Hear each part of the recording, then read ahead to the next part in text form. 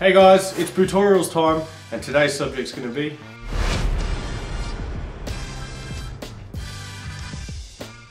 so basically every ski boot on the market has a liner that is heat moldable.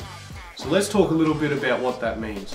So what's happening is that the foam on the inside of your liner, when we add some heat to it, it softens and becomes malleable, and then it can be compressed to the contours of your foot. Then when it cools down, it's retaining most of that shape. Now we do this with a new pair of liners because it helps you get the best fit and comfort straight away. Now the molding and shaping of these liners is only going to continue as you start to ski your boots. And the reason is your body warmth and your movement is going to do a whole lot more in compressing this foam and giving it that shape around your foot. So it's really just to begin this break-in process, but if you do have a new set of liners and they can be heat molded, then why wouldn't you? Now here's what heat molding will not do. Now it does not vacuum in and shrink the liner around your foot. So if you've already got loose feeling boots, heat molding will not help solve that. It doesn't make your boots bigger.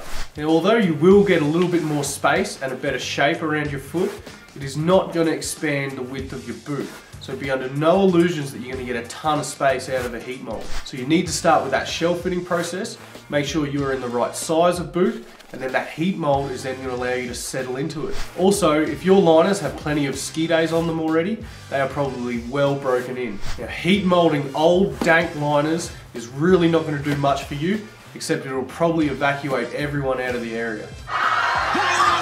So if you do have an already well skied liner, heat molding is not going to be the answer. Now we can do some fixes. Check out some other videos on liner modifications. Now, there is no reason to be scared of this procedure.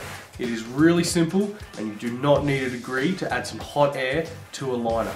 So here in the shop, depending on the liner, we use two different methods. You can see this machine is basically a fancy hairdryer where it's blowing hot air into the liner, and we usually put them on for about 10 to 15 minutes. Or here we have a little convection oven, and this gets to 100 degrees Celsius, and it really gives a good cooking of the liner on the inside and out. Now if you don't have access to a shop, this is a procedure you can do yourself. Now, I'm going to run through two different options you have for heat molding at home. The first one is going to be with your oven, and the second one is going to be with some rice, a sock, and a microwave.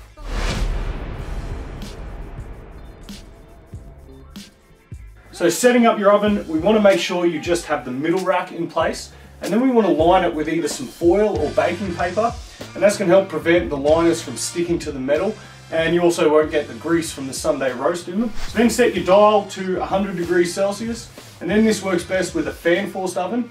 Now if you do have an oven without a fan, what we want to do is leave the door just a little bit cracked so we get some good airflow.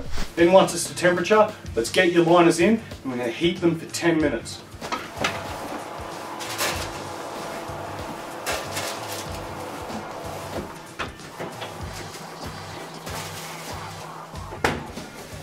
Okay, and when they're done, they're going to be nice and hot and squishy.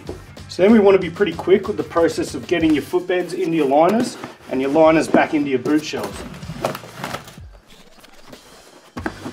And then get in them to get them molded.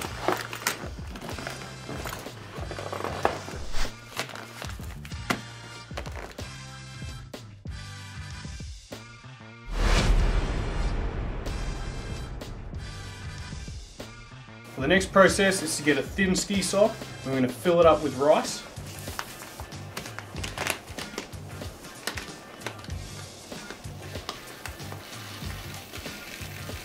Okay, and when your sock's full of rice, just tie a knot. And we're going to heat that puppy in the microwave for 5 minutes.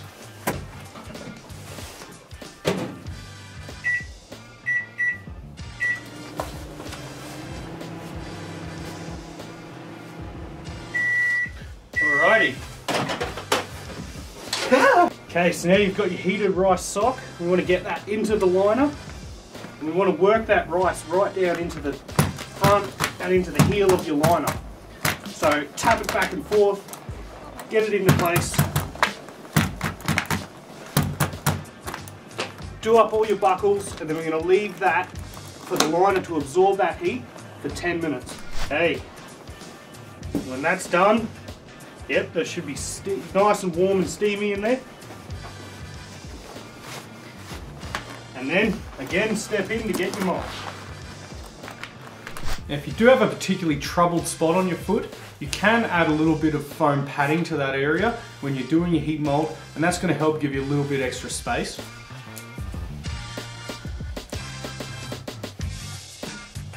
And also we can talk about toe caps. Now these are really handy if you are molding an intuition liner. As you can see how narrow the toe box is on the liner, it helps give a good expansion and shape around your toes, but it also helps draw your heel to the back of the liner to get some good contour and definition there too. But I generally refrain from using these and other liners, especially liners that have neoprene in the toe box. And if you remember back to how your ski boots should feel video, is you want to be contacting there, so you don't want to try to stretch too much space. Alright, and with that, you should have the best fit out of your liners. Now, if you do have any questions about this, well, you know what to do. Send me a message. Thanks for watching. Stay rad. Be a patriot. Signing out.